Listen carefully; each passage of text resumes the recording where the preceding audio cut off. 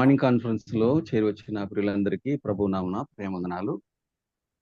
దేవుడు తన మహాకృపను బట్టి ప్రతి ఉదయం ఆయన పాద సన్నిధికి మనల్ని నడిపించి దేవుని వాక్యాన్ని మన హృదయాల్లోకి నింపి దేవుని రాకడ కొరకు మనం సిద్ధపరుస్తున్నారు. అందులో బట్టి దేవుని స్తుతిస్తూ ఉన్నాం. ఈ రోజు 4264వ రోజు, సెప్టెంబర్ నెల 3వ తేదీలో మనము ఇలాగున చేరి రావడం ఆయన మహాకృప. గత రాత్రి దేవుడిచ్చిన మంచి విశ్రాంతిని బట్టి, ఆరోగ్యాన్ని బట్టి, ఆయుష్ని బట్టి దేవుని స్తుతిస్తూ ఉన్నాం. మరి ఈ ఉదయకాలపు మార్నింగ్ కాన్ఫరెన్స్ ను ప్రార్థనతో ప్రారంభించుకుందాం. మన ప్రియులు పెద్దలు బ్రదర్ ప్రభుదాస్ గారు ప్రార్థన చేస్తారు కర్నూలు నుండి. ప్రార్థన చేసుకుందాం. మహాదైవుడైన మా గొప్ప తండ్రి, కరుణావాత్సల్యుడా, కృపగల దేవా, అనంతుడా, అద్వితీయుడా, నేను నేడు ఏకరీతిగా ఉన్న దేవా, అత్యున్నత సింహాసనంపై ఆసీనుడిపై నిత్యము దూతులు కిరీబుడుతో పరిశుద్ధుడు పరిశుద్ధుడు పరిశుద్ధుడని కొనియాడబడుచున్న మా విమోచక స్తోత్రములో నాన్న, మా ప్రభువుని ప్రియకుమారుడు, మా ప్రాణనాథుడు యేసుక్రీస్తుడు వారి శ్రేష్టమైన మహిమగల పరిశుద్ధమైన నామములో మిమ్మల్ని పూజించి స్తుతించి గణపరుస్తున్నాం. గత రాత్రి చక్కటి దినమును, ఆరోగ్యమైన ఆవిష్యను గురించి మా జీవితాల్లో మరొక నూతన దినముడు దయచేసి ఉదయకాల సమయంలోనే నీ పాత్రలో చేరి నేను జ్ఞాపకం చేసుకునడానికి, నేను పూజించడానికి, నేను మహిమపరచడానికి, నీతో సహవాసం చేయటానికి మీరు మా అనుగ్రహించిన ఆ సమయాన్ని బట్టి, మీతో సహవాసాన్ని బట్టి స్తోత్రముడు తెలుస్తున్నాం. మీ మహాకృప చేత మమ్మల్ని ప్రేమించి విమోచించి నీ బిడ్డగా, నీ సొత్తుగా, నీ జనంగా చేసుకున్నారు. అయోగ్యులైన మా పట్ల మీరు చూపిన మీ మహిమ మహాకృపను బట్టి నీ కనపరిచి పూజిస్తున్నాం. లో తండ్రి, రాగు అనుదినము తండ్రి, మీరు ఏర్పరిచిన ఈ జూమ్ యాప్లో తండ్రి, మేమందరము తండ్రి నన్ను కాన్ఫరెన్స్ లో చేరి ఇలాగు ప్రతిదినము నీ సరువులో చేరి రావటానికి మీ కృప చూపుతున్నందుకు స్తోత్రములు. ఇంత విషయమై ప్రయాసపడుతున్నా నీ దాసుడు బన్నబస్తున్న కుటుంబాన్ని బట్టి, సంఘాన్ని బట్టి కనపరుస్తున్నాం. నాన్న రావాల్సిన దీవెనడు మీరు అనుగ్రహించమని వేడుకుంటున్నాం. జయగల దేవ నడిపిస్తున్న ప్రియులు మనోహరను బట్టి స్తోత్రములు. విశేషంగా ఎదురుమన వాక్య పరిచయం చేయవలసిన పెద్దలు తండ్రి అబ్రహాం గారిని బట్టి, తర్జుమా చేయవలసిన ఈ దాసుడు జయకుమార్ని బట్టి స్తోత్రం తెలుస్తున్నాం. నాన్న ఈ జూమ్ యాప్లో మీరు ఆది అంతమై ఉండి నడిపించండి. మిమ్మల్ని మీరు మహిపరుచుకోండి. తేడా ఎలాంటి డిస్టర్బెన్స్ లేకుండా సహాయం దయచేయండి. రావాల్సిన వారు సకాలంలో చేరి రావడానికి మీకు చూపండి. నానా వాతావరణం ఇబ్బందిగా ఉన్నప్పటికీ మీ సహాయం దయచేయమని ప్రార్థిస్తున్నాం. దయగల దేవ, విశేషంగా మరి తది నీ దాసులను మీరు జ్ఞాపకం చేసుకోమని ప్రార్థిస్తున్నాం. చేరువచ్చిన బిడ్డలందరి బట్టి స్తోత్రములు. విశేషంగా తండ్రి వరదల వల్ల, వర్షాల వల్ల కోస్తా ప్రాంతంలో తండ్రి, మరి గుంటూరు తండ్రి, విజయవాడ ప్రాంతాలు, కృష్ణా ప్రాంతాల్లో తండ్రి భయంకరమైన వరదల వల్ల అనేకులు తండ్రి మరి ఎన్నో ఇబ్బందులకు గురవుతున్నారు. అనేకులు మరణానికి గురయ్యారు. అనేక పట్టణాలు నీటి చేత మునిగిపోయినది మీరు కనికరించి వారిని జ్ఞాపకం చేసుకుని ప్రార్థిస్తున్నాం.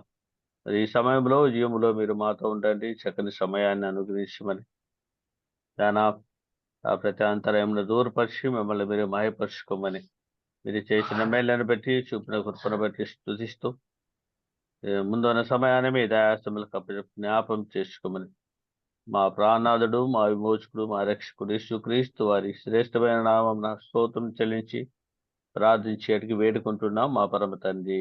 ఆమేన్. పెద్దలు ప్రభుదాస్ గారికి ప్రేమవందనాలు. వందనాలు. ప్రియులారా, మనము ఈరోజు పాట వినడానికి నియమించబడినటువంటి బ్రదర్ పాల్ గారు, అసల పాల్ గారు రేణిగుంట నుండి మనకు ఒక పాట పాడి వినిపిస్తారు. ఒక పల్లవి, 2 చరణాలు. బ్రదర్ వందనాలు. వందనాలు అందరికి, చేరొచ్చిన వారందరికీ, పెద్దలందరికీ హృదయపూర్వక వందనాలు.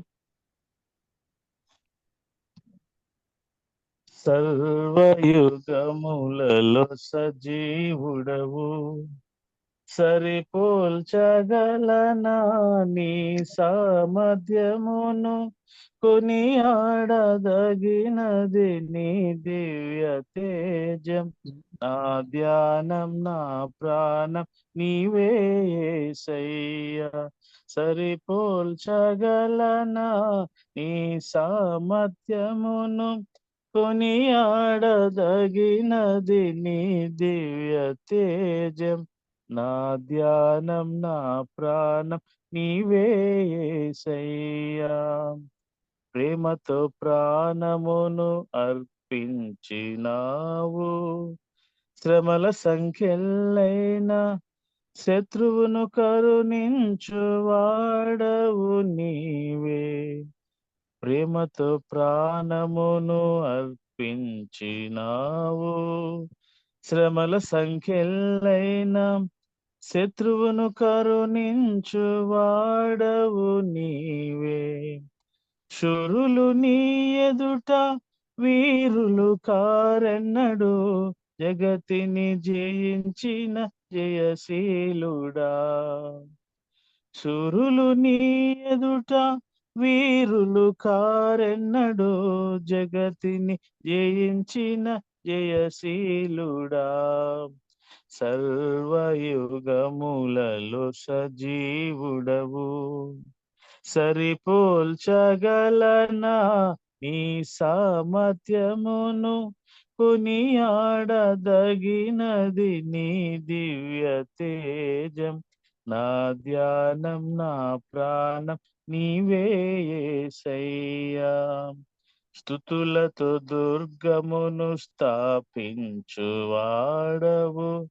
శృంగధ్వనులతో సైన్యము నడిపించువాడవు నీవే. స్తుతులతో దుర్గమును స్థాపించువాడవు, శృంగధ్వనులతో సైన్యము నడిపించువాడవు నీవే. నీయందు ధైర్యమును నే పొందుకొనెదను, మరణము గెలిచిన బహుధీరుడా. నీయందు ధైర్యమును నే పొందుకొనెదను, మరణము గెలిచిన బహుధీరుడా. సర్వయుగములలో సజీవుడవు, సరిపోల్చగలనా నీ సామర్థ్యమును, కొనియాడదగినది నీ దివ్య తేజం. నా ధ్యానం నా ప్రాణం నీవే యేసయ్యా, సరిపోల్చగలనా నీ సామర్థ్యమును, కొనియాడదగినది నీ దివ్య తేజం. నా ధ్యానం నా ప్రాణం నీవే యేసయ్యా. నా వందనాలనా, అందరికీ వందనాలు. మంచిది, వందనాలు బ్రదర్ పాల్ గారికి, ప్రేమ వందనాలు. ప్రియులారా, మనం ఇప్పుడు దేవుని వాక్యాన్ని విందాం. బ్రదర్ శామ్యూల్ జి అబ్రహాం గారు గత కొంతకాలంగా కీర్తనల గ్రంథంలో అనేక విషయాలను ధ్యానించి అందిస్తున్నారు. 118వ కీర్తన, 23వ కీర్తన, 55వ కీర్తన, గత వారంలో 91వ కీర్తన కూడా ధ్యానించి అందించారు. ప్రభు పాసనలో ధ్యానించి మనకు అందించుటకు దేవుడు తన మహాకృపను చూపించారు. మరి ఈరోజు దేవుని వాక్యాన్ని అందిస్తున్నారు. అలాగే ఆ వాక్యాన్ని బ్రదర్ జయకుమార్ సత్రి గారు ట్రాన్స్లేట్ చేసి మనకు అందిస్తారు. వారి ఇరువురిని ప్రేమపూర్వకంగా ఆహ్వానిస్తాం. ముందుగా వాకింగ్ కొరకు ప్రార్థన చేయవలసిందిగా పెద్దలు బ్రదర్ సుధాకర్ గారు నంద్యాల ప్రేమపూర్వకంగా ఆహ్వానిస్తాం. వందనాలు సార్. వందనాలు బ్రదర్. ప్రార్థన చేసుకుందాం. సర్వకృపానీయు దేవ, సర్వాధికారి, సర్వయుగములలో రాజుగా ఉన్న దేవానికి స్తుతులు స్తోత్రములు చెల్లిస్తూ ఉన్నాం. యుగ యుగములు జీవించుచున్న వాడా మిమ్మల్ని మేము స్తుతిస్తూ ఉన్నాం. ఆశ్చర్యకరుడా, అద్భుతకరుడా, మీకు స్తుతులు స్తోత్రములు చెల్లిస్తూ ఉన్నాం. ఉన్నవాడవు ప్రభువా, మిమ్మల్ని మేము స్తుతిస్తున్నాం. చూచుచున్న దేవుడు, నీ కనుదృష్టి మా పైన ఉన్నది, అందుకొరకై మేము ఎంతగానో సంతోషిస్తూ ఉన్నాం. యెహోవా కన్నులు ప్రతి స్థలం మీద ఉండునని మేము చదువుతూ ఉన్నాం. నాయనా, మేమున్న చోట మీరు చూస్తున్న దేవునిగా మీరు మాకు ఉన్నందుకే మీకు స్తోత్రములు చెల్లిస్తున్నాం. కాబట్టి భయంతో భక్తితో మీ సన్నిధిలో గడపడానికి మీరు మాకు కృప చూపమని ప్రార్థన చేయుచున్నాం. ప్రభువా, మేము నిన్నటి వారమేనైనా అయినను నేటి వరకు మమ్మల్ని బ్రతికించావు, అందుకొరకే మీకు మా స్తోత్రములు చెల్లిస్తున్నాం.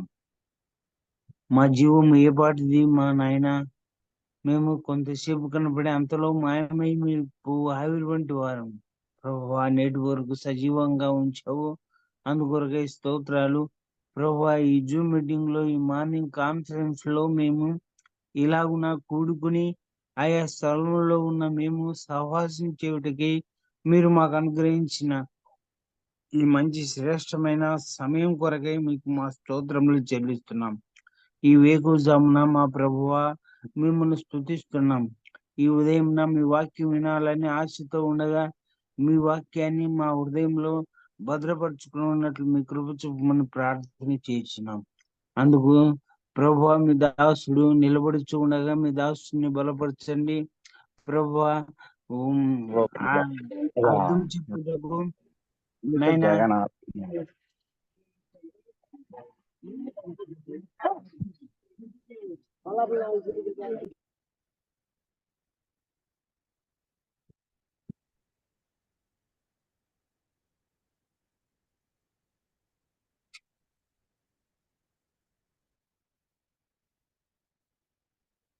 అయిపోయిందా?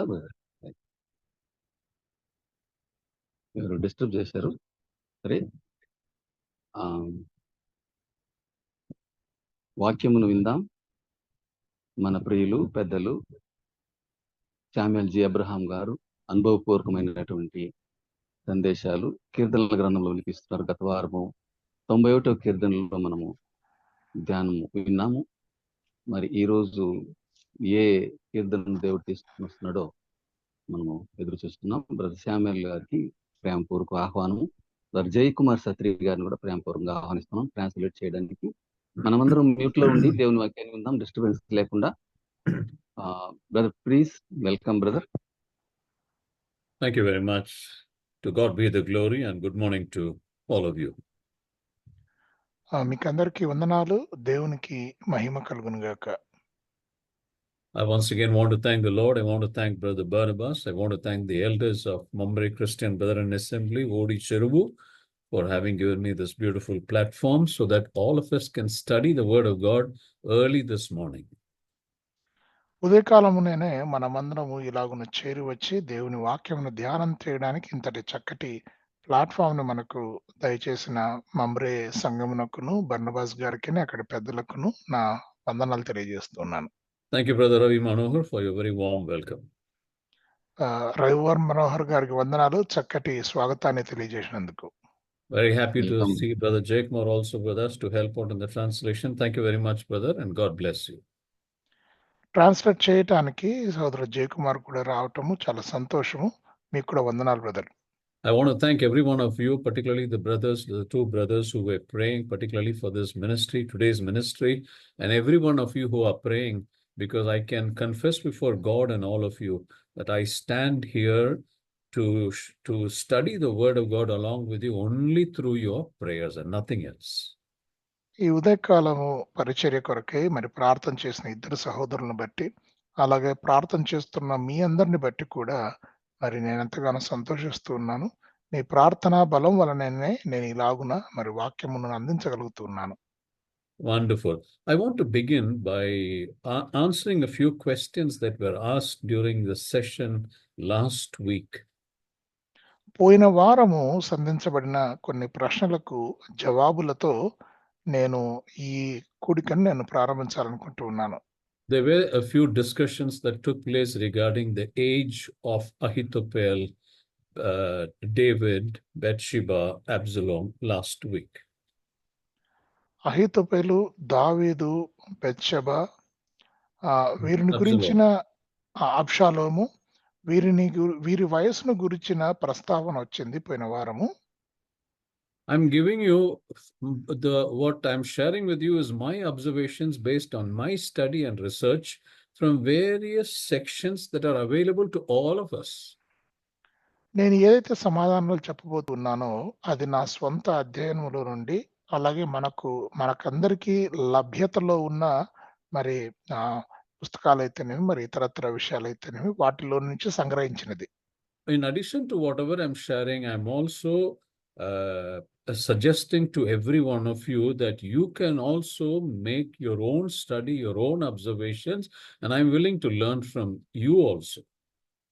నేను మీకందరికీ ఏం చెప్తూ ఉన్నానంటే గనక, మీరందరూ కూడా మీ స్వంతంగా మీరు ధ్యానము, అధ్యయనము చేయవచ్చును. మీరు కూడా మరి అలాగున చేసి మరి నాకు నేర్పించవచ్చును.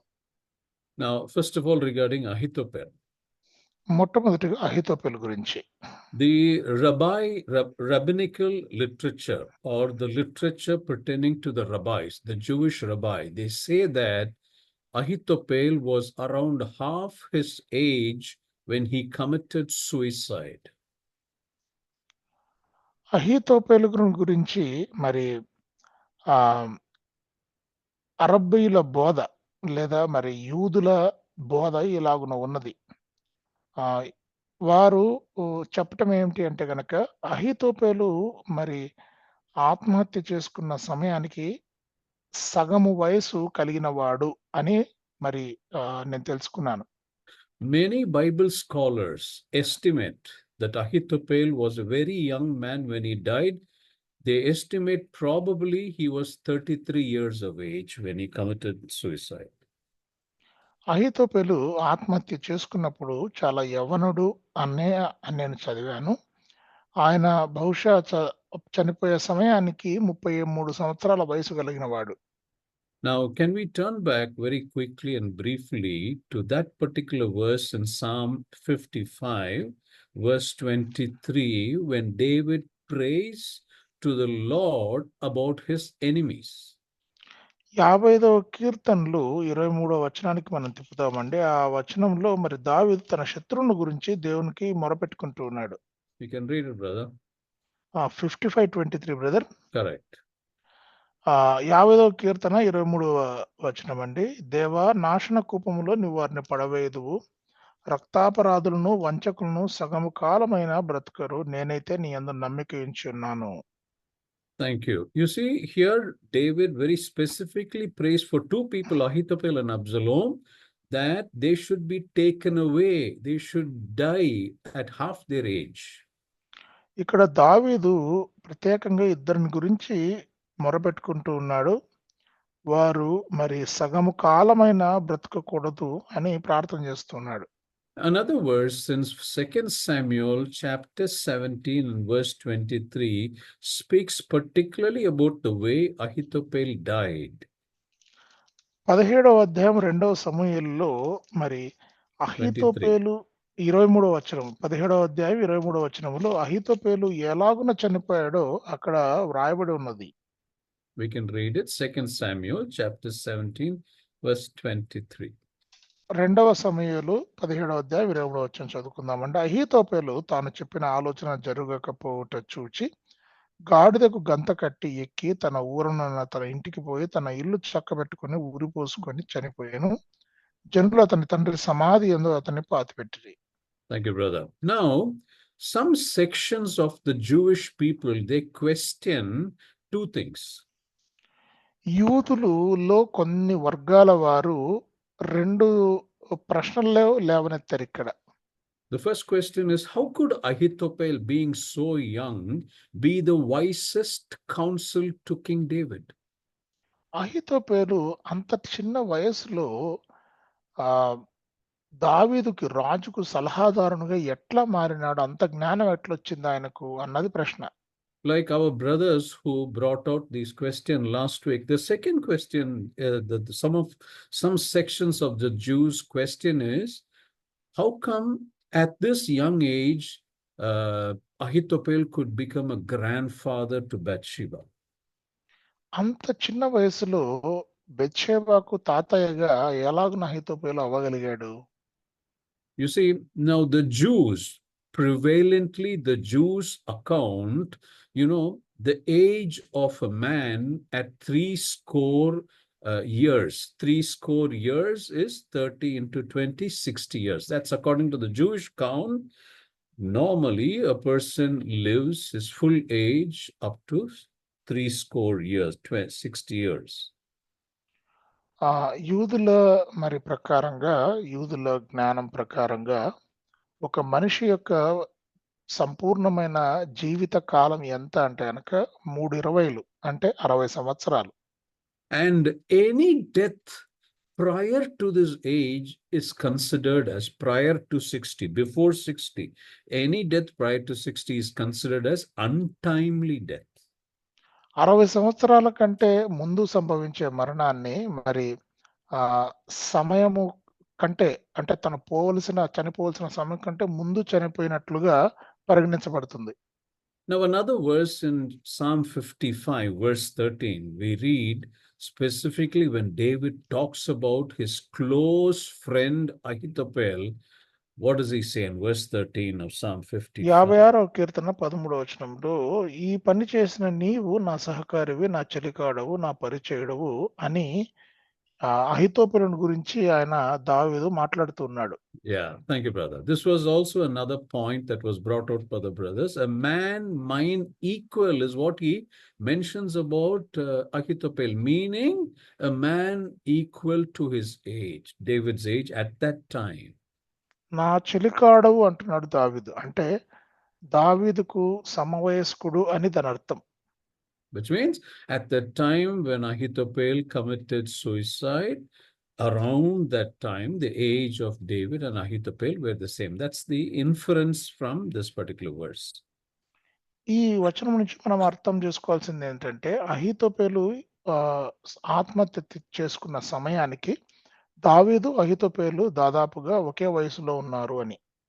All right. No, that is all is my offering to every one of you based on Ahithophel.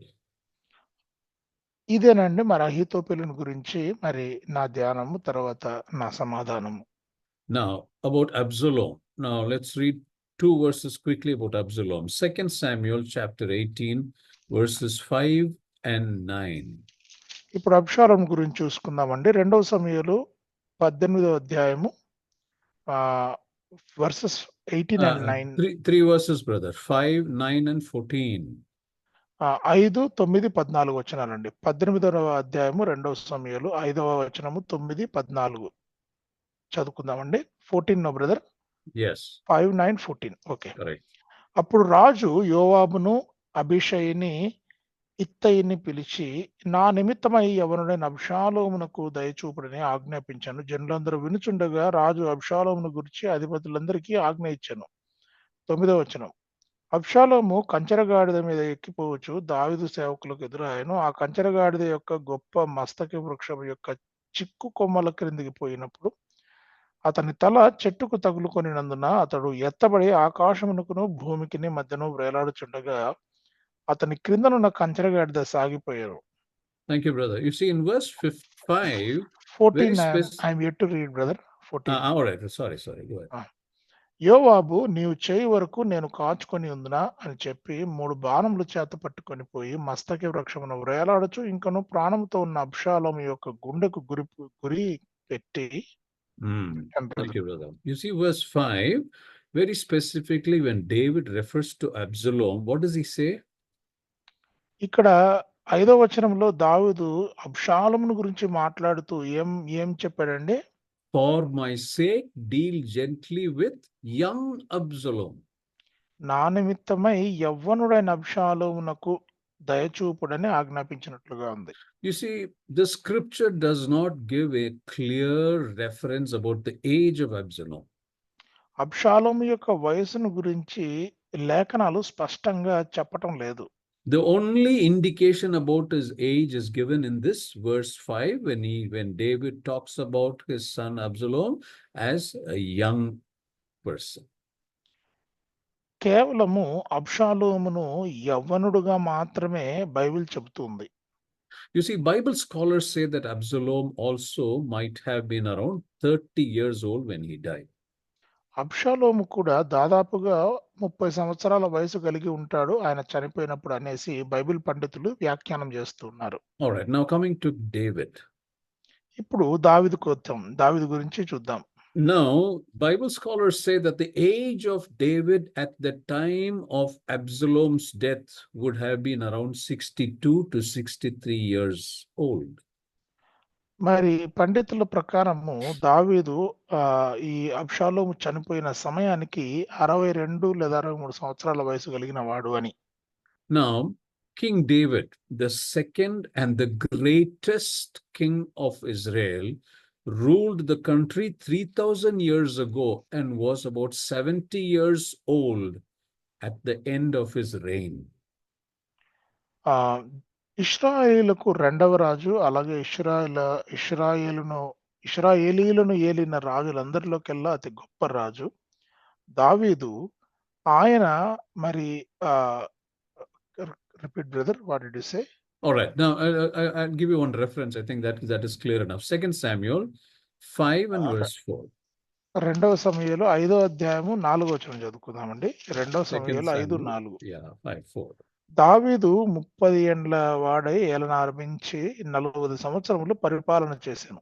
So according to the Ah. scripture, very clearly here, the total age when he died was about 70 years. దావీదు మరి లేఖనాల ప్రకారంగా ఆయన చనిపోయినప్పుడు దావీదు వయసు 70 సంవత్సరాలు.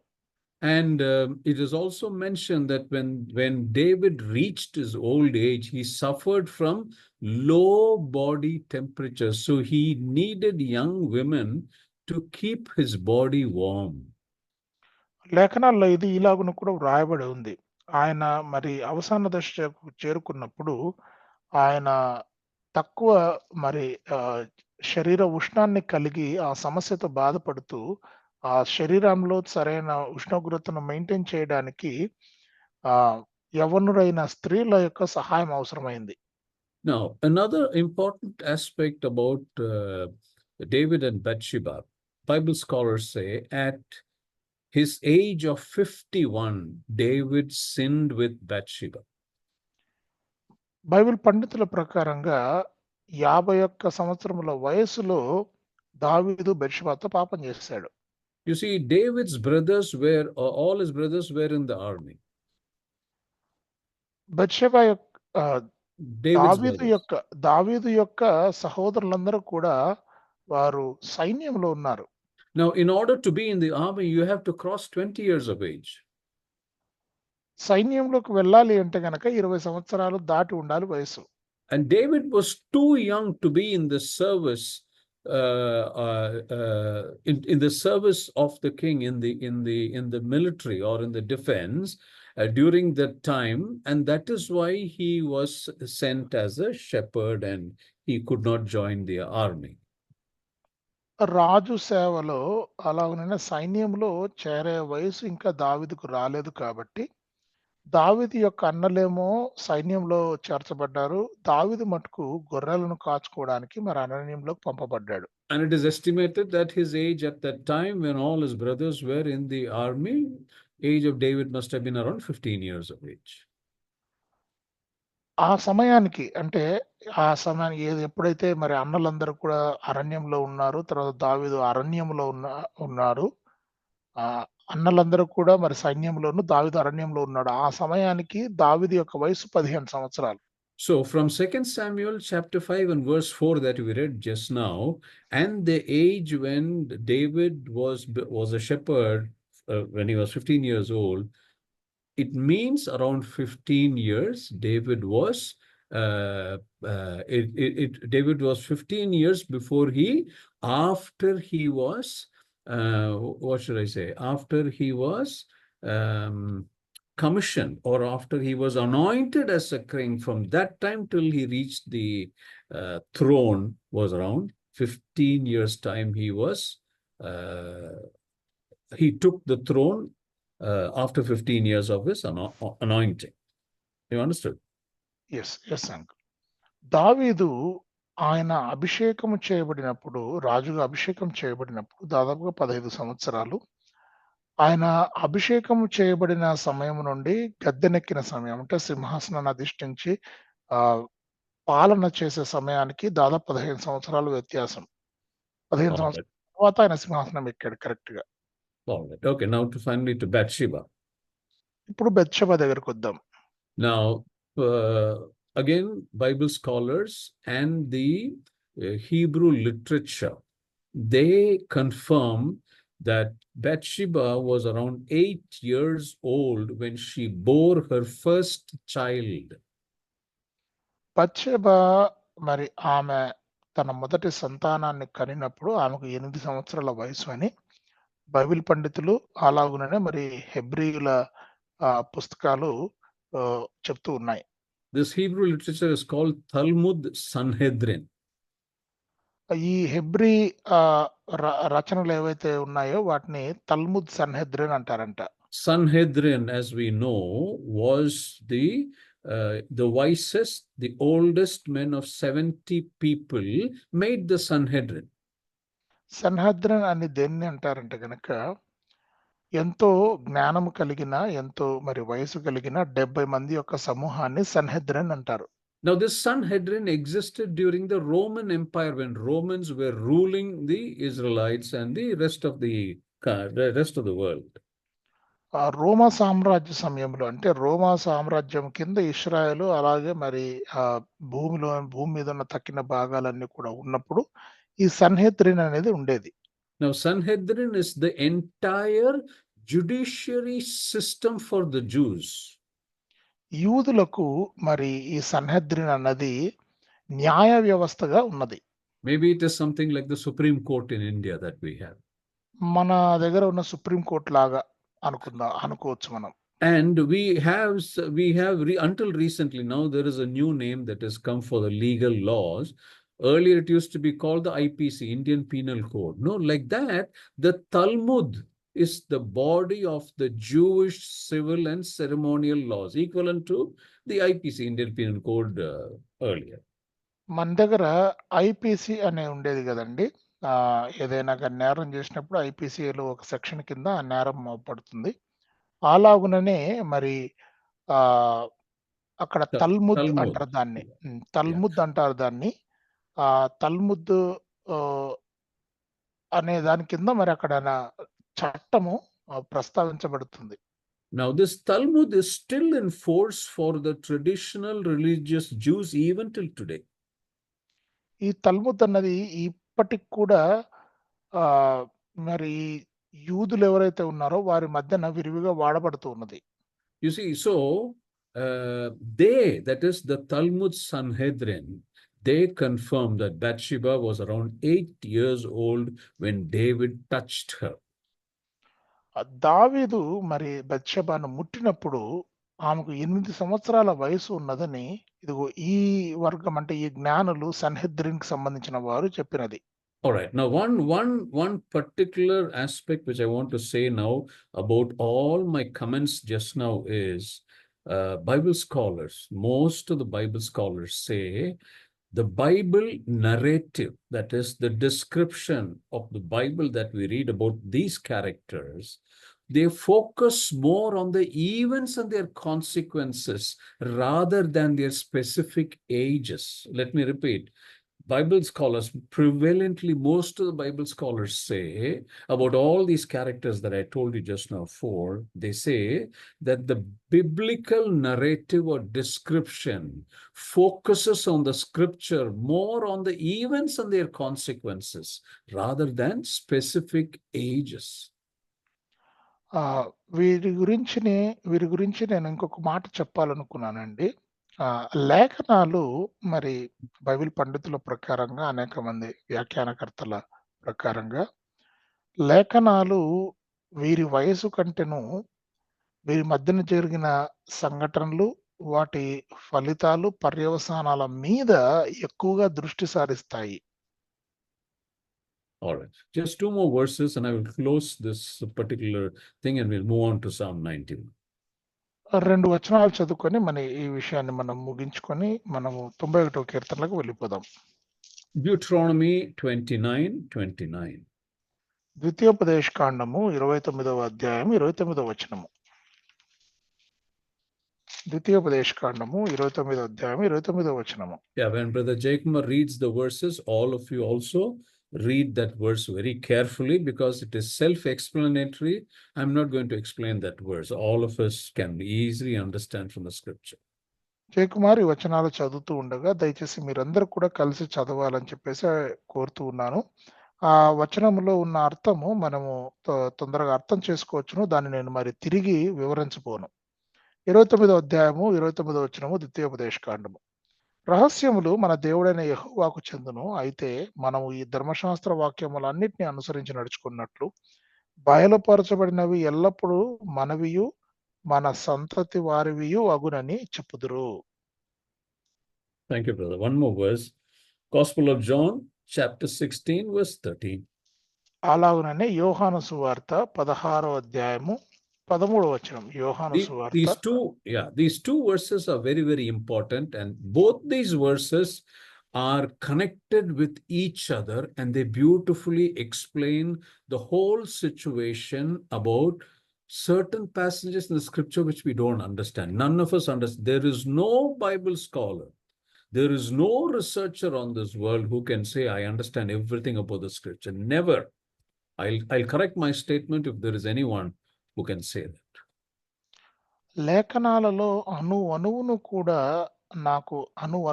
నాకు బాగా అర్థమైంది. బాగా నేను వాటి గురించి తెలుసుకున్నాను. నేను తెలియజేయగలను అని చెప్పగలిగిన వారు ఎవరు ఈ ప్రపంచంలో లేరు. చాలా మటుకు మనకు అర్థం కాదు. ఎందుకు అర్థం కాదన్నది ఈ 2 వచనాలలో కూడా రమ్యంగా వ్రాయబడి ఉంది, వివరించబడింది. ఇప్పుడు యోహాను రాసిన సువార్త 16వ అధ్యాయం 13వ వచనం చదువుతున్నాను, గమనించండి. అయితే ఆయన అనగా సత్యస్వరూపి అయిన ఆత్మ వచ్చినప్పుడు మిమ్మల్ని సర్వసత్యములోనికి నడిపించును. ఆయన తనంతట తానే ఏమీయూ బోధింపక వేటిని వినునో వాటిని బోధించి సంభవింపబో సంగతులను మీకు తెలియజేయును. All right. I think that's all. I think I did take a lot of time on that, but I hope that to some extent it has brought some clarity. I don't expect 100% clarity, but to some extent I think it must have brought clarity because it's got greater clarity to me. నేను మరి ఇప్పుడు మనం ఇంతకు ముందు నుంచి వివరించిన ఆ విషయాలను నేను ముగిస్తూ ఉన్నాను.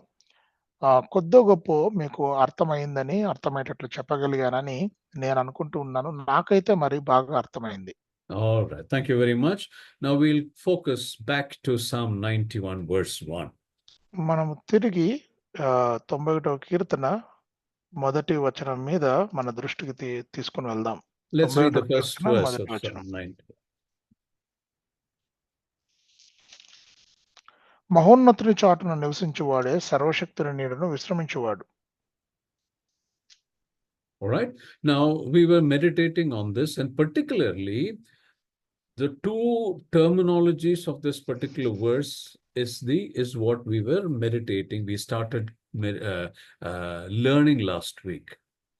పోయిన వారము ఆ 91వ కీర్తనలో ఈ మొదటి వచనంలో ఉన్న 2 పదాల మీద మనం ధ్యానం చేశాం. The first one is the Most High. మొట్టమొదటిదిగా మహోన్నతుడు. The second is the Almighty God. రెండవదిగా సర్వశక్తుడు. And we spent a lot of time in understanding through various scripture portions that the Most High refers to the Lord Jesus Christ. మహోన్నతుడు అన్న పదము ప్రభువైన యేసుక్రీస్తు వారిని సూచిస్తుందని అనేక లేఖనాల ద్వారా మనం అర్థం చేసుకున్నాం. And there is one book in the whole of scripture which is totally dedicated to the person of the Lord Jesus Christ. వ్యక్తిగా ఉన్న ప్రభువైన యేసుక్రీస్తు వారికి మరి అది అంకితమైపోయి ఉన్న ఒక పుస్తకాన్ని మనం చూసుకున్నాం. That is the book of Revelation. అదే ప్రకటన గ్రంథం. It's got 22 chapters. All the 22 chapters points singularly to the only person with a capital P, the Lord Jesus Christ.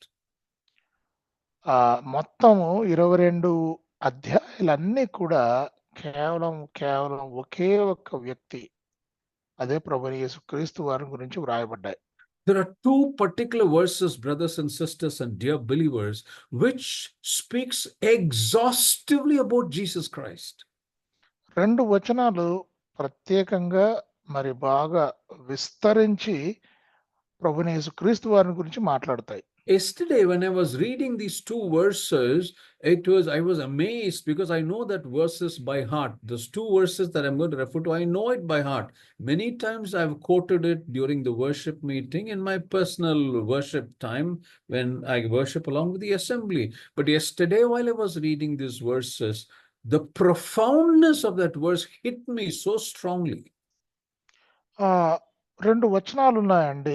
ఆ 2 వచనాలు నేను కంటతగా ఎరుగుదును. చాలా సార్లు ఎన్నో సార్లు నా ప్రసంగంలోను మరి ముఖ్యంగా ఆరాధనకు సహాయకరమైన వాక్యంలోను నేను ప్రస్తావించినాను కూడా. కానీ ఎందుకో మరి నిన్న రాత్రి మరి చాలా గాఢంగా నా హృదయాన్ని అవి హత్తుకున్నాయి ఆ వచనాలు. You see, these two verses speak to us so beautifully about the personality of Jesus Christ. All that you want to know about Jesus Christ is contained in these two verses. ప్రభువైన యేసుక్రీస్తు యొక్క వ్యక్తిత్వమును ఎంతో రమ్యంగా చెప్తాయండి ఆ 2 వచనాలు. ప్రభువైన యేసుక్రీస్తుని గురించి నీవు ఏదైతే తెలుసుకోవాలనుకుంటున్నావో, నేర్చుకోవాలనుకుంటున్నాయో అది మొత్తం కూడా 2 వచనాల్లో పొందుపరచబడి ఉంది. According to me, the revelation of Jesus Christ is contained in these two verses. నాకు తెలిసినంత వరకు కూడా ప్రభువైన యేసుక్రీస్తు వారు ఈ 2 వచనాల ద్వారా బయలుపరచబడ్డారు. Okay, let's read those two beautiful verses. ఆ 2 రమ్యమైన వచనాలను మనం చదువుకుందాం. Chapter 1 of Revelation. మొదటి అధ్యాయం Verses 5 and 6. ప్రకటన మొదటి అధ్యాయము 5, 6 వచనాలు. నమ్మకమైన సాక్షియు, మృతుల్లో నుండి ఆది సంభూతుడుగా లేచిన వాడును, భూపతులకు అధిపతియునైన యేసుక్రీస్తు నుండి కృపా సమాధానములు మీకు కలుగునుగాక. మనలను ప్రేమించుచు తన రక్తం వలన మన పాపముల నుండి మనల్ని విడిపించిన వానికి మహిమయు ప్రభావమును యుగయుగములు కలుగునుగాక. ఆమెన్. ఆయన మనలను తన తండ్రి యగు దేవునికి ఒక రాజ్యముగాను యాజకులను గాను చేసెను. All right, I think most of us know these verses. By the speed at which Brother Jaykumar is reading, I know that you all know these verses by heart. Jayakumar గారు చదువుతున్న ఆ వేగానికి నాకు బాగా అర్థమైంది. ఈ వచనాలు అన్ని కూడా మీకు బాగా తెలుసని. All right, there are 6 beautiful descriptions of Jesus Christ. ఇక్కడ ప్రభువైన యేసుక్రీస్తు వారిని గురించి 6 రమ్యమైన వర్ణనలు ఉన్నాయి. First of all, in verse 5, he is a faithful witness. మొట్టమొదటిగా ఆయన నమ్మకమైన సాక్షి. The second is the first begotten of the dead. రెండవది మృతులలో నుండి ఆది సంభూతుడుగా లేచిన వాడును. The third, now the placement of these phrases may differ in verse 5 or verse 6. So I'm not calling out which verse and all that. You can decipher that. But all that I'm saying is contained only in these two verses, 5 and 6. నేను చెబుతూ ఉన్నవి ఒకటొకటి కూడా మరి 5, 6 వచనంలో కొంచెం ఇంగ్లీష్లో తెలుగులో అటు ఇటుగా ఉండవచ్చును. కొన్ని ఇవి 5 వచనంలో ఉన్న 6 వచనంలోనూ 6 వచనంలో 5 వచనంలో ఉండవచ్చును. అది మీరు చూసుకొని గమనించుకోండి. Now, the third thing is he's the prince of the kings of the earth. I think it's in verse 5, the last portion. Yeah, correct. ఆయన భూపతులకు అధిపతి అని వ్రాయబడి ఉన్నది. All right. 5వ వచనంలోనే. The fourth thing is, I think it's verse 5, the middle of verse 5, loved us. He loved us. ఇక్కడ మనకు తెలుగులో 6వ వచనంలో ఉందండి, మనలను ప్రేమించుచు. All right, he loved us. The fifth aspect is he washed us from our sins in his own blood. 5వ విషయము తన రక్తం వలన మన పాపముల నుండి మనను విడిపించిన వానికి. And finally, the sixth thing is, the most beautiful thing is the end of verse 6. Hath made us kings and priests unto God and his Father. 6వది ఆయన మనలను తన తండ్రి యగు దేవునికి ఒక రాజ్యముగాను యాజకులను గాను చేసెను. You see the 6 wonderful list of things that God wants us to know about Jesus Christ. ఈ 6 ఎంతో రమ్యమైనవి. ఈ 6 కూడా మనం చదువుకున్నవి చాలా మరి ఆశ్చర్యాన్ని కలిగించేవి. ప్రభువైన యేసుక్రీస్తుని గురించి మనము తెలుసుకొని నేర్చుకోవాలని దేవుని ఆశయం ఉన్నది. Let me repeat those 6 things once again. ఈ 6 కూడా నేను మళ్ళొకసారి చెప్తానండి. Jesus Christ is the faithful witness. ప్రభువైన యేసుక్రీస్తు వారు నమ్మకమైన సాక్షి. Jesus Christ is the first begotten of the dead. ప్రభువైన యేసుక్రీస్తు వారు మృతులలో నుండి ఆది సంభూతుడుగా లేచినవాడు. Jesus Christ is the prince of the kings of the earth. ప్రభువైన యేసుక్రీస్తు వారు భూపతులకు అధిపతి. Fourth, Jesus Christ loved us. 4వదిగా ప్రభువైన యేసుక్రీస్తు వారు మనల్ని ప్రేమించినాడు. Fifthly, Jesus Christ washed us from our sins in his own blood. 5వదిగా తన రక్తం వలన మన పాపముల నుండి మనల్ని విడిపించినాడు. And sixthly, Jesus Christ made us kings and priests unto God and his Father. Hallelujah. 6వదిగా ప్రభువైన యేసుక్రీస్తు వారు మనలను తన తండ్రియగు దేవునికి ఒక రాజ్యముగాను యాజకులను గాను చేసెను. All right. Okay. Now that's the beauty of these opening 2 verses in first chapter of Revelation. ఈ మొదటి అధ్యాయంలో ఉన్న ఈ 2 వచనాల యొక్క రమ్యత, దాని అందము అది. You see, in chapter 4, a door is opened in heaven and the church is gone. The church is no longer on the earth. ఈ 4వ అధ్యాయంలో ఒక తలుపు తెరవబడినది. సంఘము భూమి మీద లేదు ఆ సమయానికి. So, whatever brothers and sisters and dear believers of God, whatever we are going to do for God in whichever local assembly you are right now, make sure that you always have some opportunity to do something for the Lord now itself. మన స్థానిక సంఘములలో మనము ఏమి చేయాలనుకున్నా కూడా మనమందరం కూడా గమనించవలసిన విషయం ఏంటంటే గనక, ఆ చేసే సమయము, అవకాశము భూమి మీద ఉన్నప్పుడు, సంఘము భూమి మీద ఉన్నప్పుడు, మనం భూమి మీద ఉన్నప్పుడు మాత్రమే. All right. తర్వాత ఇంకా ఉండదు. Yeah. Let me repeat that. Thank you, brother. Let me repeat that once again. నేను మళ్ళీ ఒకసారి దాన్ని చెప్తానండి. Because it's very, very important for every child of God. ప్రతి దేవుని బిడ్డకు ఇది చాలా ముఖ్యమైన విషయం.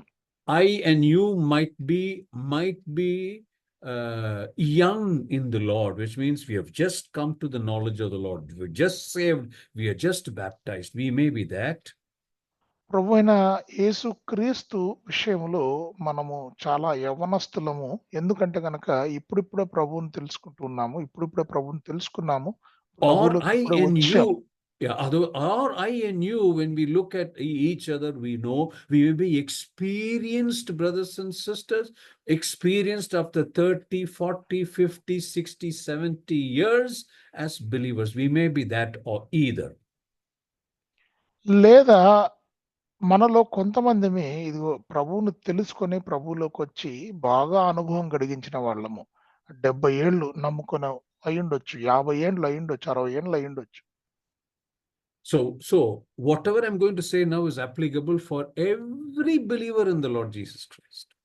నేను ఇప్పుడు ఏదైతే చెప్పబోతున్నానో అది ప్రతి ఒక్క విశ్వాసికి, ఎవరైతే ప్రభువుని యేసుక్రీస్తు వారిని నమ్ముకున్నారో ప్రతి ఒక్క విశ్వాసికి చెందుతుంది. Let me say that particular aspect. ఆ విషయాన్ని నేను ఇప్పుడు చెప్తాను. If there is nothing for the Lord that we have done till now, ఇంతవరకు ప్రభువైన యేసుక్రీస్తు వారి కొరకు మనం చేసింది ఏమీ లేకపోతే, when I say nothing, I mean ministry for the Lord.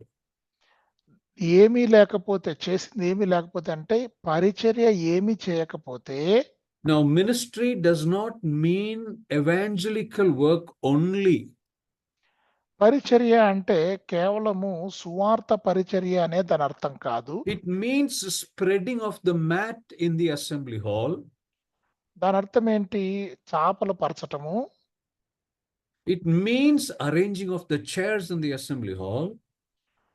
మందిరములో కుర్చీలు వేయటము. It means filling up water in the house of the Lord. Water.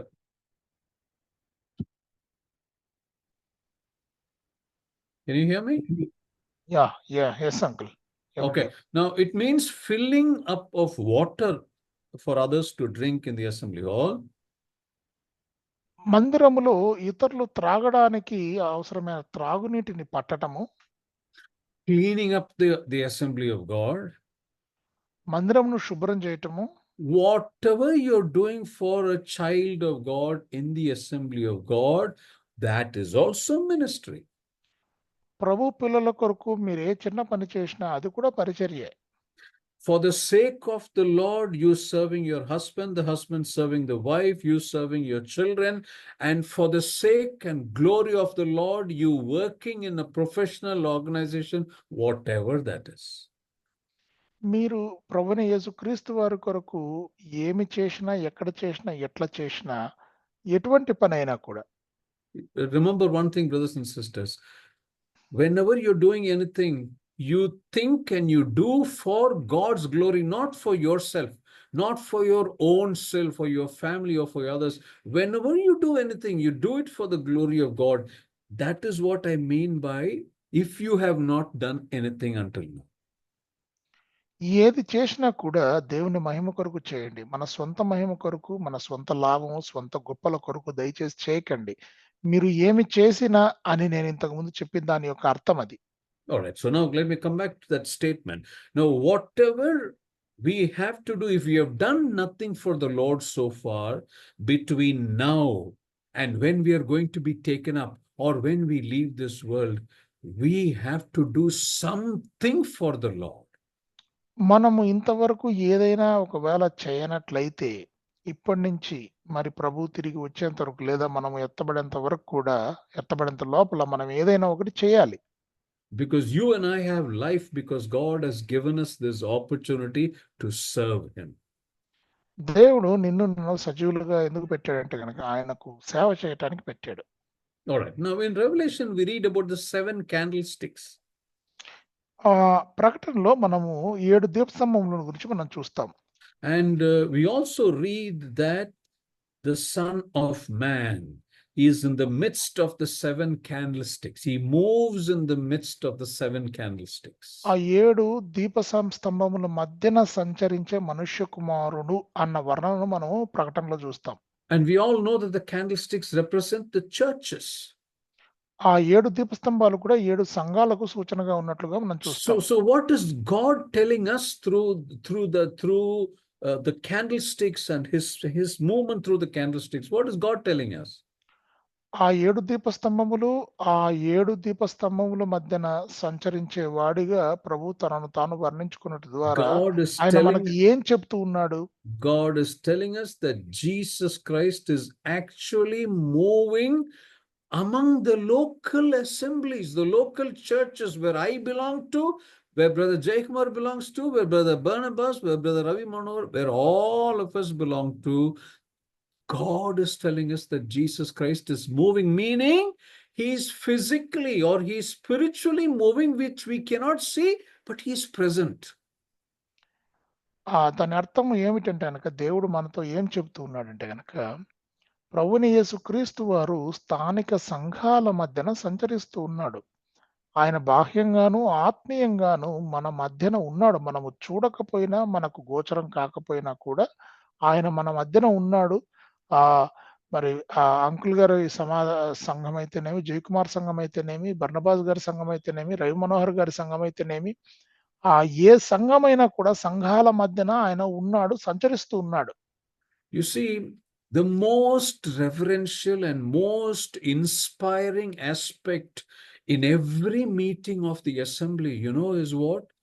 That the Lord Jesus Christ has promised to meet with us where 2 or 3 are gathered. What is that verse that says? Where 2 or 3 are gathered, there am I in the midst. So in every meeting that you gather, not only in the assembly hall, but in cottage meetings, even evangelical meetings, in outreach work, in gospel meetings, everywhere you are, brothers and sisters, representing the church, which is the body of Christ, Christ is there.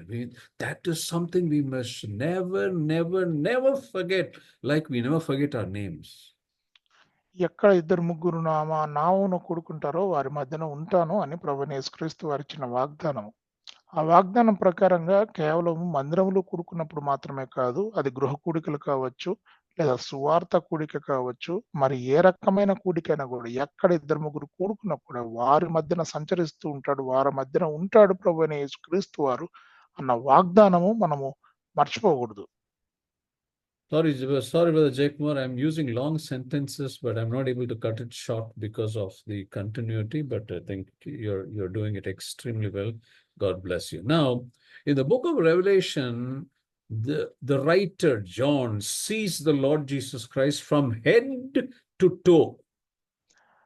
తల మొదలుకొని మరి అరికాలు వరకు కూడా ప్రభువైన యేసుక్రీస్తు వారిని యోహాను తన దర్శనంలో చూశాడు.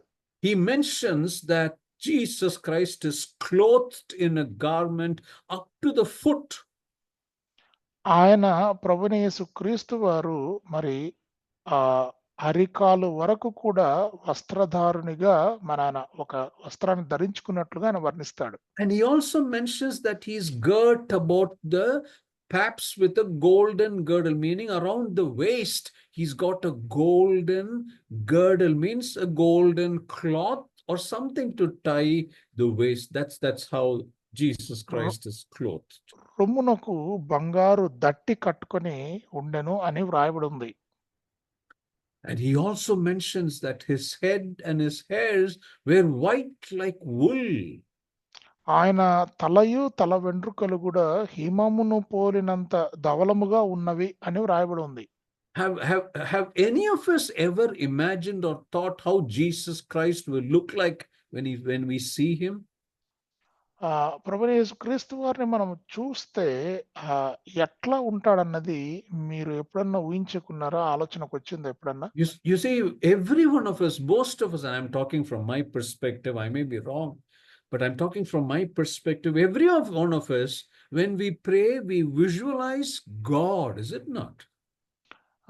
మనము ఎప్పుడైనా కానీ ప్రార్థన చేసుకున్నప్పుడు ఒకసారి ప్రభువును గాని దేవుణ్ణి గాని చూస్తాం కదండి.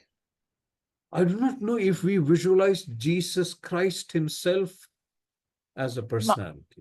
నాకు తెలీదు ప్రభువైన యేసుక్రీస్తు వారిని ఒక వ్యక్తిగా మనం చూస్తున్నామేమో. You see, we all believe in Godhead, which means the Trinity. మనము అందరం కూడా త్రిత్వమైన దేవుని యందు విశ్వాసం కలిగిన వాళ్ళము. God the Father, God the Son, Jesus Christ, and God the Holy Spirit. తండ్రి అయిన దేవుడు, కుమారుడైన దేవుడు, పరిశుద్ధాత్మ దేవుడు. As I said, the only God that we know about is God the Father. దేవుడుగా మనకు తెలిసిన వారు ఎవరైనా ఉన్నారంటే అది ఒక్కరే, అది తండ్రి అయిన దేవుడు. And the only other God that we feel spoken to is the Holy Spirit. ఇంకా వేరే ఎవరైనా గాని దేవుణ్ణి మనము స్పృశిస్తూ ఉన్నాము అంటే, దేవుణ్ణి మనము కలిగి ఉన్నాము అంటే పరిశుద్ధాత్మ దేవుడు. But dear brothers and sisters, dear believers of God, the only God we will ever see, you know who it is? The only God we will ever see is God the Son, the second personality. Who is he? Jesus Christ. తండ్రి అయిన దేవుణ్ణి మరి దేవునిగా భావించి ఊహించుకొనవచ్చును. పరిశుద్ధాత్మైన దేవుణ్ణి మనం కలిగి ఉండి స్పృశించి మరి ఆయనతో మాట్లాడుతూ ఉండవచ్చును. కానీ మనం చూడబోయే దేవుడు ఎవరో తెలుసా? ఒకరే ఒకరు, ప్రభువైన యేసుక్రీస్తు వారు. You see, when we get to heaven, we are not going to see three gods, the three personalities. We are not going to see that. మనము పరలోకానికి వెళితే ముగ్గురు దేవుళ్ళని నేను చూడమండి, అది జరగదు. We will see God in the person of his Son, Jesus Christ. ప్రభువైన యేసుక్రీస్తు వారిలో దేవుణ్ణి మనం చూసుకోబోతున్నాం. You see, I want to share a personal testimony of a very experienced and knowledgeable or seasoned man of God, evangelist. ఒక సువార్తికుడు, ఎంతో అనుభవం కలిగిన వాడు, ప్రభు కొరకు బాగా పనిచేసిన వారు. Now ఆయన సాక్ష్యాన్ని మీ వద్ద పంచుకోవాలనుకుంటున్నాను. he talks about his experience as a very young man. ఆయన యవ్వనుడిగా ఉన్నప్పుడు ఆయన అనుభవాన్ని ఆయన ఇలాగను పంచుకున్నాడు. He says that he had a friend in the high school. ఆయన అన్నాడు తనకు హై స్కూల్లో ఒక ఉన్నత పాఠశాలలో ఒక స్నేహితుడు ఉన్నాడు అని. Yeah, a very close friend. చాలా దగ్గరైన స్నేహితుడు. When he became an evangelist, he met him. సువార్థికుడు అయిన తర్వాత ఒకసారి ఆయన కలిశాడు. And this friend took him to a primitive meeting. And primitive means a native. When you go to some villages, there are the natives, uneducated, but very, very pious people. Okay. So this friend took him to a primitive meeting of a local church. ఆ స్నేహితుడు తనను మరి ఒక గ్రామములో ఒక కూడికకు తీసుకుని వెళ్ళాడు. ఆ కూడికలో ఉన్న వాళ్ళందరూ కూడా ఎవరు కూడా పెద్దగా చదువుకోలేదు. కానీ చాలా భక్తితో ఉన్నవారు వారందరూ. You see something like the tribals, ఆ Some tribals. ఈ అడవులలో నివసించే కొయ్య జాతి వారిలాగా అనుకోండి.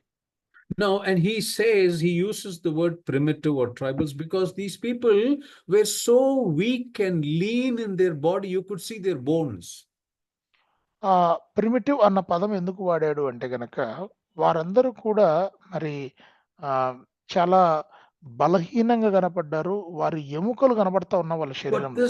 But this man of God writes something which is so significant and very striking. కానీ ఈ స్వార్థికుడు, ఈ దైవజనుడు మన మీద ఎంతో ప్రభావం చూపించే ఒక విషయాన్ని రాశాడు. Though when you look at them, they had only a bag of bones, meaning there is only bones in their body when you look at them. వారిని చూసినప్పుడు వాళ్ళను మనకు కలిగే భావన ఏంటంటే ఒక ఎముకల సంచి లాగా వారు ఉన్నారు.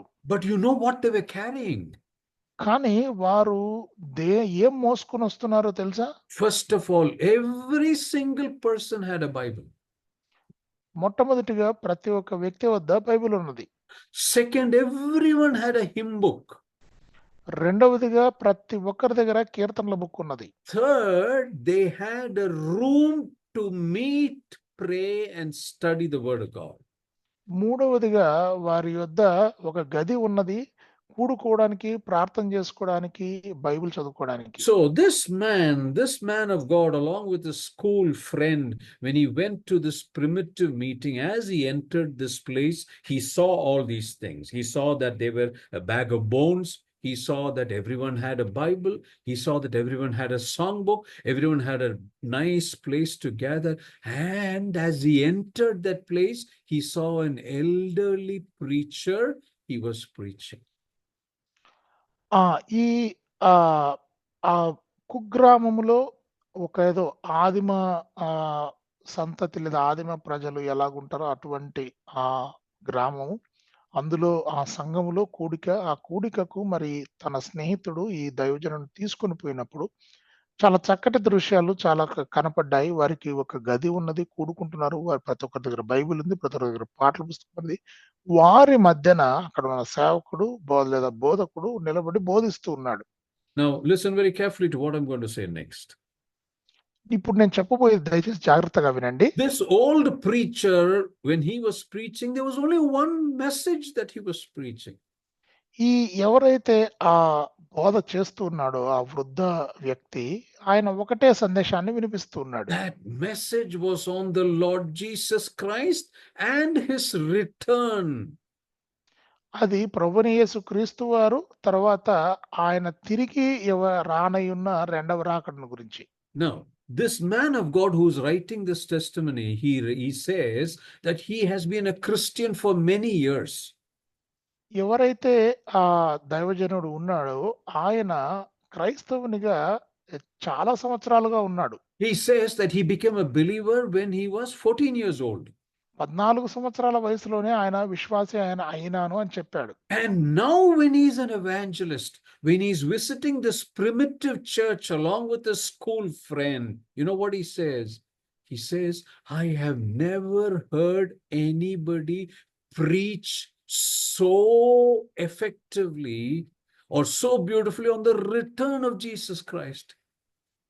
ప్రభువైన యేసుక్రీస్తు వారి రెండవ రాకడను గురించి ఇంత రమ్యంగా బోధించే వారిని నేను ఎవరిని చూడలేదని ఆ దైవజనుడు తన స్నేహితునితో అన్నాడు. He says that this man of God says, who's writing this testimony, says, I had trusted in the death, burial and resurrection of Jesus Christ.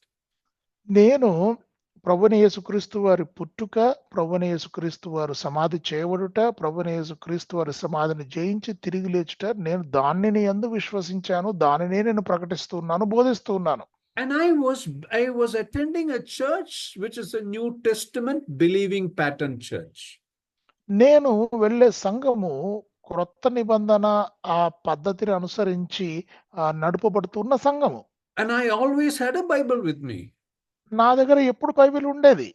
Now, after he heard this elderly preacher preach so earnestly about the fact that the Lord Jesus Christ is coming again, from that day of him hearing that message, his life, he writes so impactingly, his life has never been the same.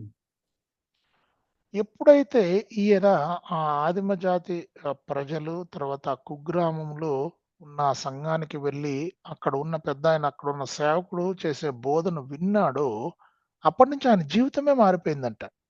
You see, he writes finally that this man of God writes, I came to believe that God has not finished his work on earth. నేను అక్కడ నేర్చుకున్నది, తెలుసుకున్నది ఏంటంటే కనుక దేవుడు తన పనిని భూమి మీద ఇంకా ముగించలేదు అని.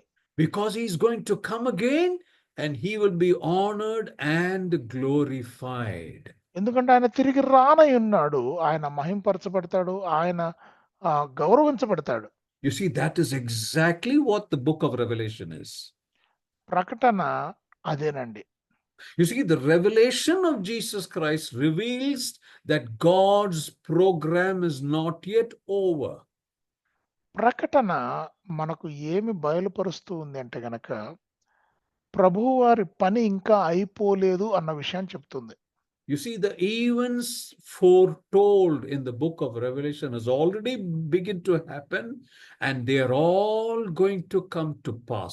Every single thing recorded in the book of Revelation is going to come to pass. ప్రకటనలో పొందుపరచబడిన ప్రతి ఒక్క విషయము భవిష్యత్తులో జరిగేదే. వాటిలో కొన్ని ఇప్పటికే జరిగినాయి, కానీ ప్రతి ఒక్కటి జరిగి తీరుతాయి. That is why, dear brothers and sisters and dear believers of God, seasoned and new believers of God, whatever we have to do for the Lord and for his church, we need to do it now. అయ్యా, మీరు ఇప్పుడిప్పుడే నమ్ముకున్న విశ్వాసి అయినా, నమ్ముకొని ఎన్నో సంవత్సరాలు గడిచే అనుభవజ్ఞులైనా కూడా మీరు ఏదైనా ప్రభు కొరకు చేయాలనుకుంటే అది ఇప్పుడే చేయాలి. All right, let me take just next 5 minutes and I will close. నేను ఒక 5 నిమిషాలు మాట్లాడి నేను ముగిస్తానండి. So what we are studying in Psalm 91, particularly the first verse, the Most High, we can very clearly understand that David is a New Testament man. మహోన్నతుడు అన్న పదంలో నుంచి మనము ఏమి అర్థమవుతుంది మనకంటే గనక దావీదు కొత్త నిబంధన వ్యక్తి అని అర్థమవుతుంది. You see, brothers and sisters, let's think about it. Many times we, as head of the family, men, particularly brothers, as head of the family, we take a lot of effort for our entire family, is it not? For our wife and for our children, we put in so much of toil and efforts. కుటుంబ పెద్దగా మనం మన కుటుంబం కొరకు చాలా కష్టపడతాం కదండి. భార్య కొరకు, పిల్లల కొరకు ఎంతగానో ప్రయాసపడతాం. You see, but David knew that Jesus Christ is going to come as a Messiah. దావీదుకు ప్రభువైన యేసుక్రీస్తు వరకు మెస్సియాగా రానున్నాడని తెలుసు. Did David meet Jesus Christ? దావీదు ప్రభువును కలుసుకున్నాడా? Like you and me, we read so much about Jesus Christ. Did David ever know so much about Jesus Christ? దావీదుకు ఇదిగో నీకు నాకు తెలిసినంతగా చదువుకున్నంతగా దావీదుకు ప్రభువైన యేసుక్రీస్తు వారి గురించి తెలిసిందా, చదువుకున్నాడా? Yet, dear brothers and sisters and believers of God, David was able to see Jesus Christ visually. అయినా కూడా దావీదు ప్రభువైన యేసుక్రీస్తు వారిని దర్శన రూపకంగా చూడగలిగాడు. Now, David did not even see the cross. దావీదు సిలువను కూడా చూడలేదు. even before all these things could happen in the New Testament, in the Old Testament, thousands of years before the Lord Jesus Christ came into the world for the first time, even before that, what is David saying? He says, when you dwell in the secret place of Jesus, I'm translating the first verse. And what is David saying? When you dwell in the secret place of Jesus, you will automatically come under the shadow of the Almighty.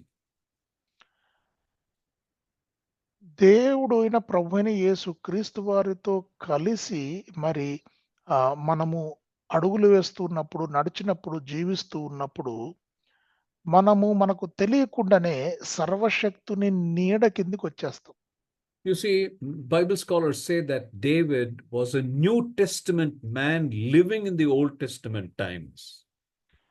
Bible పండితులు ఇలాగున్న దావీదు గురించి వ్యాఖ్యానం చేస్తారు. దావీదు కొత్త నిబంధన వ్యక్తి, పాత నిబంధన కాలంలో జీవించాడు అని. All right, now let me say these few words of advice from the learnings of David and I'll close. దావీదు నుండి నేను నేర్చుకున్న విషయాలు కొన్ని మీ వద్ద ప్రస్తావించి నేను ముగిస్తాను. Now, this was actually a personal lesson to me as I prepared this message, this study. నేను ఈ అధ్యయనాలు నేను సిద్ధపడుతూ ఉండగా ఇవన్నీ కూడా నా వ్యక్తిగతంగా నేను నేర్చుకున్నవి. During the New Testament period that you and I are living, how many times have we sat down to talk about the manifestation of Jesus Christ? నీవు నేను మరి దేవుని లేఖనాలు ధ్యానం చేయటానికి కూర్చొని ఉండగా ఎన్నిసార్లు మనము ప్రభువైన యేసు క్రీస్తు వారి యొక్క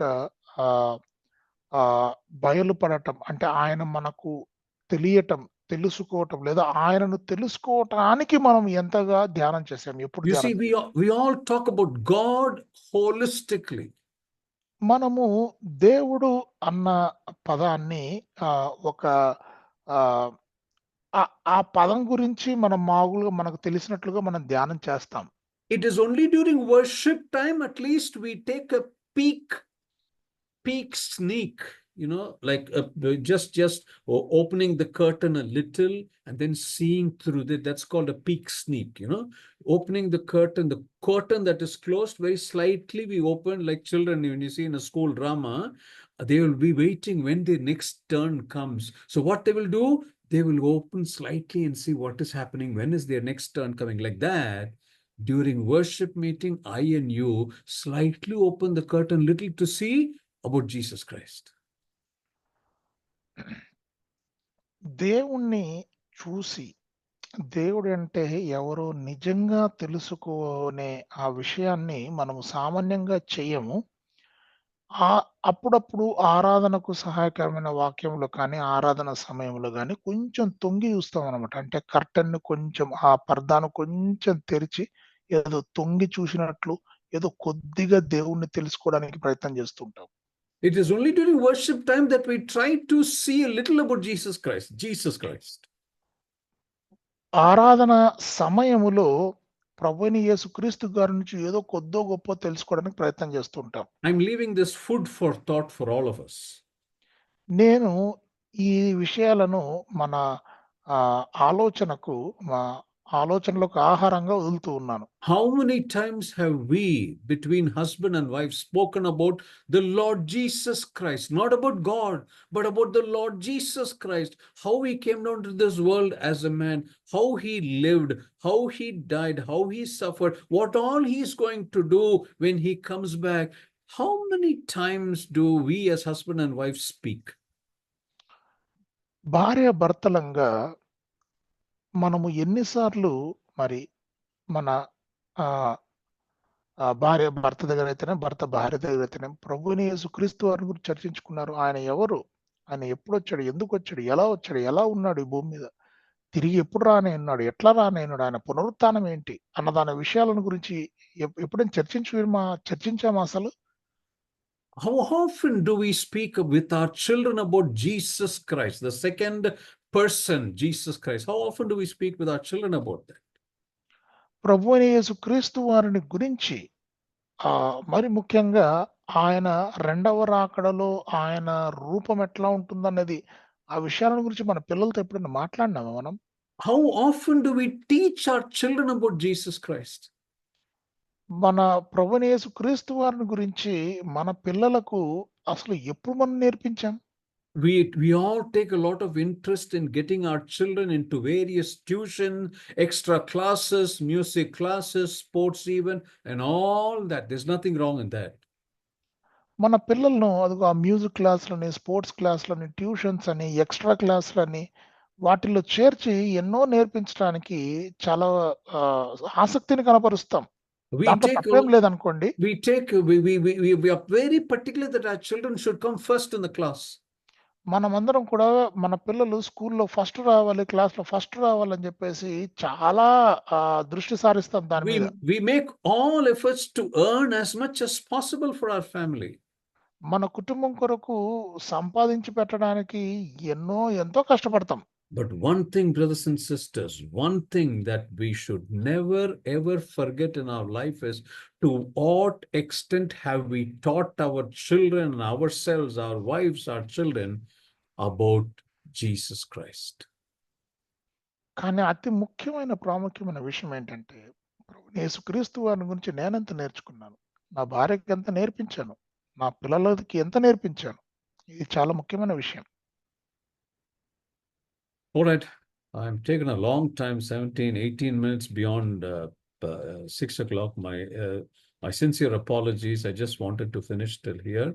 Just the continuity of thought brought me so far. I'm sincerely sorry for that. I hope this has been a useful study. We'll continue, God willing, continue from the study of Psalm 91, God willing, next week. Thank you all very much. And thank you, Brother Jay Kumar, for tolerating me and for doing a wonderful job on translation. God bless all of you. Thank you. 17 వచనాలు నేను అధికంగా తీసుకున్నానండి. మరి ధ్యానములో కొనసాగుతూ మరి ఇంతవరకు రావాల్సి వచ్చింది. ఈ విషయంలో దయచేసి నన్ను క్షమించాలండి. మరి జయకుమార్ గారు కూడా నన్ను భరించి మరి దీర్ఘంగా నేను మాట్లాడినా కూడా చక్కగా ట్రాన్స్లేషన్ చేసినందుకు వందనాలు. మంచిది. ప్రియులారా, అందరికీ ప్రేమ వందనాలు. చక్కని సందేశాన్ని మనం విన్నాం. కొన్ని సందేహాలు 55వ అధ్యాయంలో 55వ కీర్తనలో ఉన్న సందేహాలు, అహితోపేలు గురించి కానీ, దావీదు వయస్సు కానీ, బత్షెబ వయస్సు కానీ వివరించారు. వివరించిన తర్వాత 91వ కీర్తనలో ఉన్నట్టు మహోన్నతుని చాటు, సర్వశక్తిమంతుని చాటు గురించి వివరిస్తూ ప్రభువైన యేసుక్రీస్తు యొక్క వ్యక్తిత్వం, ఆ వ్యక్తిత్వాన్ని వివరిస్తూ 6 విషయాలు వివరించారు. అలాగనే అన్నిటికీ కేంద్రం ఆరాధనలో ప్రభువైన యేసుక్రీస్తే, దాన్ని మన కుటుంబస్తులతో ప్రస్తావించాలి అన్న విషయాలు కూడా వివరించారు. చాలా మంచి ధ్యానాన్ని మనం విన్నాం. మనం అందరం దాన్ని అన్వయించుకొని జీవించడానికి ప్రయత్నం చేద్దాం. దేవుడు మనల్ని దీవించుగాక. ఈ కూడికను మరి చక్కగా వాక్యం అందించినటువంటి బ్రదర్ శామ్యుయల్ జి అబ్రహాం గారికి మరి చక్కగా ట్రాన్స్లేట్ చేసి మనకు అర్థమయ్యే రీతిలో తర్జుమా చేసి అందించినటువంటి బ్రదర్ జయకుమార్ సత్రి గారికి ప్రేమ వందనాలు. కూడికను ప్రార్థనతో ముగించుకుందాం. బ్రదర్ దేవదానం గారు, ముంబై నుంచి బ్రదర్ పెద్దలు దేవదానం గారిని ప్రార్థన చేస్తున్నాం. మనం చేస్తున్నాం.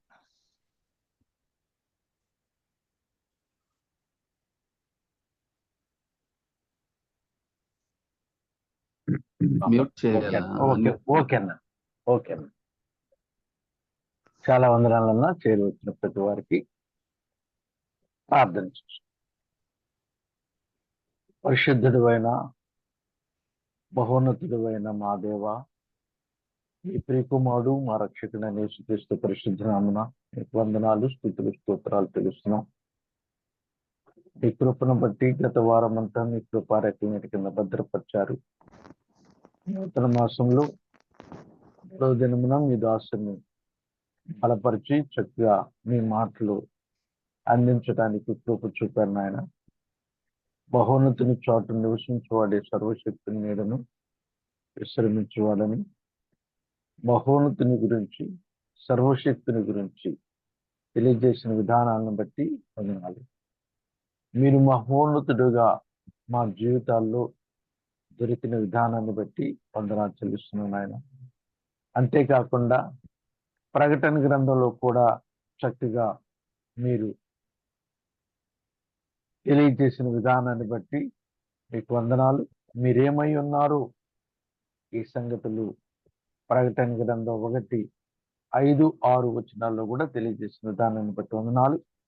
నిజంగా నమ్మకమైన సాక్షిగా మృతుల్లో నుండి ఆది సంభూతుడిగా లేచిన భూపతులకు అధిపత్యులైన యేసుక్రీస్తు నుండి కృపా సమాధానము కలుగు చేస్తూ, అంతేకాకుండా మమ్మల్ని ప్రేమించారు, మీ రక్తం వలన మా పాపం నుండి విడిపించారు, అంత మాత్రమే కాకుండా తండ్రి దేవునికి ఒక రాజ్యముగాను యాజకులుగాను తెలియజేసిన విధానాన్ని బట్టి కూడా వందనాలు నాయన.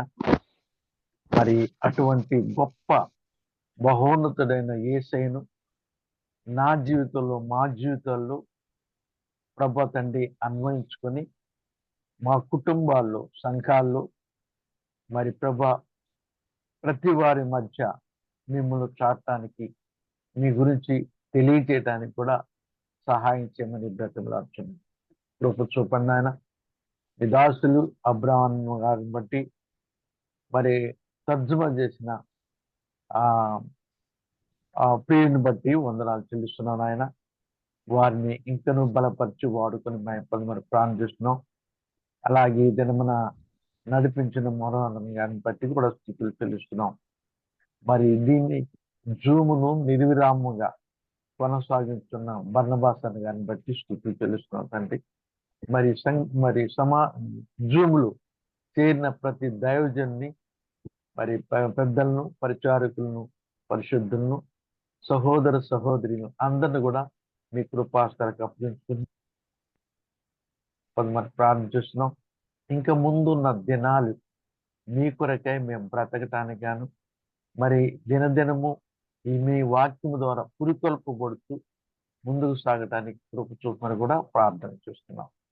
ఇంతవరకు మీరు చేసిన ప్రతి మేరకి స్తుతులు చెల్లిస్తూ మీ కరుణా హస్తాలకి మమ్మల్ని అప్పగించుకుని కృప చూపమని, మేము ఈ దినమును చేయవలసినవి ఏమి చేయాలో, ఏం మాట్లాడాలో, ఏమి చూడాలో, ఏమి వినాలో అన్ని కూడా ప్రభా మెళకువ కలిగి మేము ముందుకు సాగడానికి కూడా కృప చూపని ప్రార్థన చేస్తాం.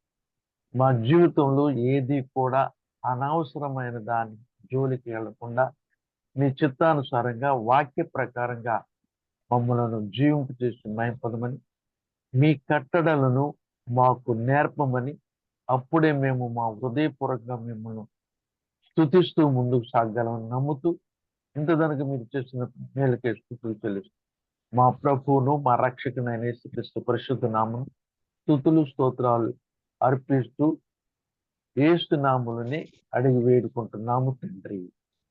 ఆమేన్.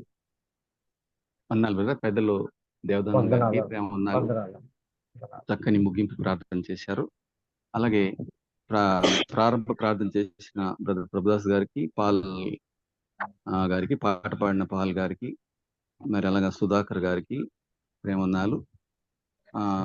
మరి ముఖ్యంగా ముగింపు ప్రార్థన చేసిన బ్రదర్ దేవదానం గారికి ప్రేమన్నాలు. చక్కని సందేశాన్ని మనందరి హృదయాల్లో తీసుకొని వచ్చారు. ఆరాధన యొక్క విలువ, ఆరాధనలో అంత సంఘంలో మన పరిచర్య, మన సంభాషణ కుటుంబస్తులతో ఈ సంభాషణ ప్రభువుని గురించి, సర్వశక్తుడైన ప్రభువుని గురించి ఎంత చక్కగా వివరించారు. కాబట్టి ఇవన్నీ ఊరికే మనం చదివేస్తూ ఉంటాం, కానీ వీటిని లోతుగా ధ్యానించి మనకు అందించినటువంటి బ్రదర్ శామ్యుయల్ జి అబ్రహాం గారికి ప్రేమన్నాలు, మరి జయకుమార్ సత్రి గారికి కూడా ప్రేమన్నాలు తెలియజేస్తున్నాను. ఈ సమయాన్ని బ్రదర్ బర్నబాస్ గారికి అప్పగిస్తున్నాను. వారు ప్రకటన చేసి కుడికి ముగిస్తారు.